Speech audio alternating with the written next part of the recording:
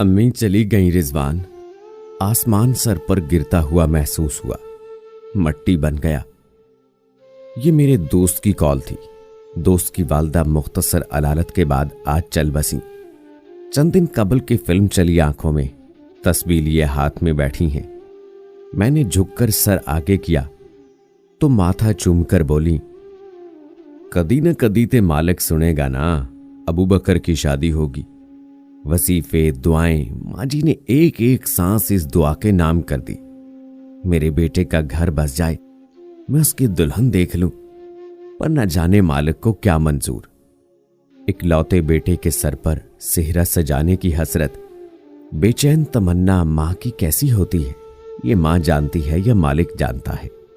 ताबूत गाड़ी में रखा जा चुका था। गाड़ी कब्रिस्तान की तरफ रवां दवा थी। मां जी की यादें सीना चीर रही थी, अश्क बहते चले जा रहे थे। रब जब मां वापस लेता है तब ये दुनिया तो उसी वक्त कयामत सी लगती है। मां चली जाए तो जिंदगी सहरा बन जाती है, तपता सहरा। चंद दिन कबल एक आला ताकतवर फौज ऑफिसर दोस्त का फोन आया। हेलो। बारोब और गरजदार आवाज की बजाय घुटी घुटी सी आवाज निकली। रिजवान, अम्मी याद आ रही हैं।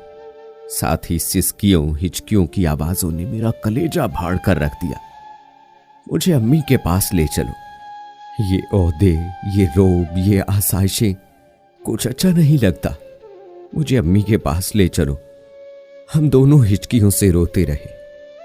कैसे ला देता उसे, कहां से ला देता। मां जब चली जाती है तो वापस कब आती है। अभी घर लौटा तो आंसू पूछे कि मां देख ना ले। बेटा जनाजा पढ़ाए? जी अम्मी। मैंने अम्मी को जी भर कर देखा और दिल में दुआ मांगी, मां आपको मेरी उम्र लग जाए। अम्मी खाना बनाने चली गई।